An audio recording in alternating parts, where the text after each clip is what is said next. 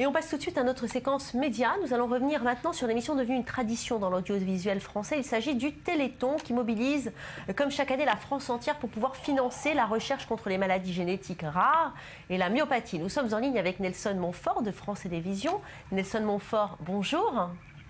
Bonjour Valérie. Merci d'accepter de répondre aux questions d'I24 News. Alors cette année, le compteur des dons du Téléthon affichait près de 80 millions d'euros à 2h du matin. Alors il ne s'agit pas du tout de la somme définitive récoltée puisque la France a encore toute la semaine pour se mobiliser, n'est-ce pas?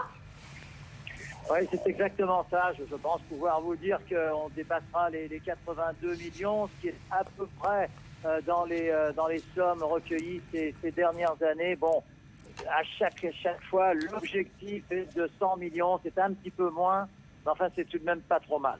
Comment avez-vous senti cette mobilisation samedi soir? Racontez-nous. C'est-à-dire que là, c'était, comme vous le savez, un anniversaire, le 30e anniversaire. Donc, j'ai senti, je dirais, une ferveur particulière, une volonté vraiment de bien faire. Et puis surtout, ce que nous avons essayé de construire, et ça vous rappellera quelques souvenirs, chère Valérie, nous avons essayé vraiment de construire une vraie émission de télévision. C'est-à-dire qu'autour des dons, autour des enfants, autour des parents, tant de courage, il y avait également des artistes très généreux, des artistes qui partageaient, qui restaient bien longtemps après leur prestation, si vous voulez. Donc tout ça, je crois, a bien célébré ce 30e anniversaire.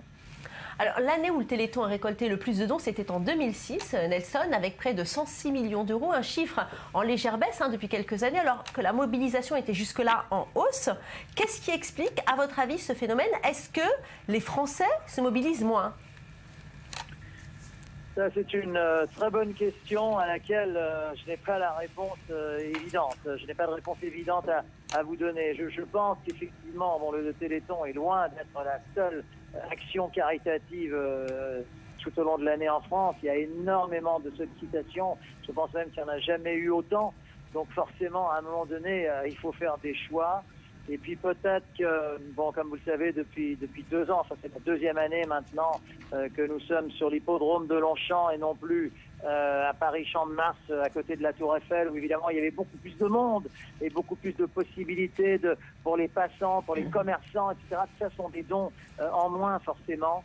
Ça c'est évidemment dû à des raisons de sécurité sur lesquelles je n'insisterai pas, que vous connaissez comme moi. Donc tout ceci, je pense, explique. Maintenant, pour remonter à 2006, évidemment, ça s'explique aussi peut-être par une crise nationale et internationale qui fait que tout simplement les gens ont un peu moins d'argent. Mais là non plus, je ne vous apprends rien.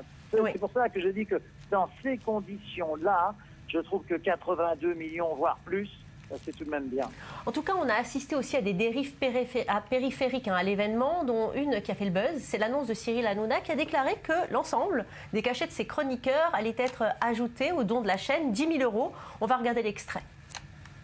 Ça compte vraiment chaque année et chaque euro compte pour le Téléthon. Donnez ce que vous pouvez. C'est vrai que même 1 €, 2 €, 3 €, mais c'est vraiment hyper important. Et merci à toute l'équipe également d'avoir contribué à ce petit geste, puisque je crois que vous aussi, vous donnez tous vos cachets du jour. Exactement. Si vous voulez. Non, mais c'est vrai. Si vous voulez. Non, je savais pas. C'est ce qu'on m'avait dit en régie. Je vous jure que c'est vrai. C'est pas une vanne. D'accord, ok, très bien. C'est vrai. Non, mais on ne le savait pas, mais pour être très honnête, 2 minutes, c'est avec plaisir. Bravo les chéris. Bravo. Je vous jure, je croyais que c'était une vraie info. Merci. Merci à vous. Alors Nelson, on les a vus, ils sont étonnés, les chroniqueurs de Cyril Hanouna. Est-ce que vous avez l'impression que finalement participer au Téléthon, ça permet aux chaînes de télévision aussi de faire le buzz? Disons que là, en plus, c'est une chaîne qui n'est pas la nôtre. Je reconnais bien là Cyril qui, lui, a plein de souvenirs avec France Télévisions, comme vous le savez, et qui est la générosité même. Donc lui, je pense, était au courant. D'après ce qu'on vient de voir, il me semble que ses chroniqueurs l'étaient peut-être un peu moins. Évidemment, dans ces circonstances-là, c'est difficile pour eux de dire non. Ce que je peux vous dire, en tout cas, pour ce que je sais, c'est que tous les artistes et tous les animateurs, évidemment, de France Télévisions participent totalement, gracieusement à cet événement, et ce, depuis de longues années. Et c'est très bien ainsi. Merci beaucoup, Nelson, d'être intervenu sur notre antenne. Andrea, il y a eu un grand nombre d'événements et ça a été organisé sur toute la France? Alors effectivement, énormément d'événements culturels notamment ont été organisés pour ce Téléthon et pas seulement à Paris.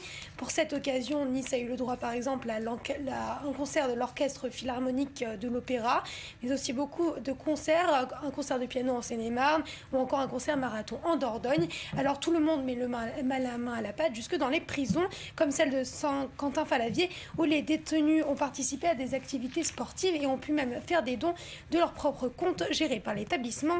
Alors énormément d'associations se sont mobilisées. Ça représente près de 200 000 bénévoles et environ 300 000 salariés.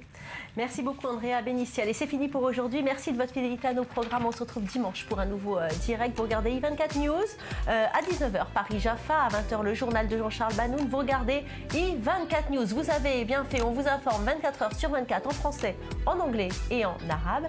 Excellent week-end à vous. À dimanche.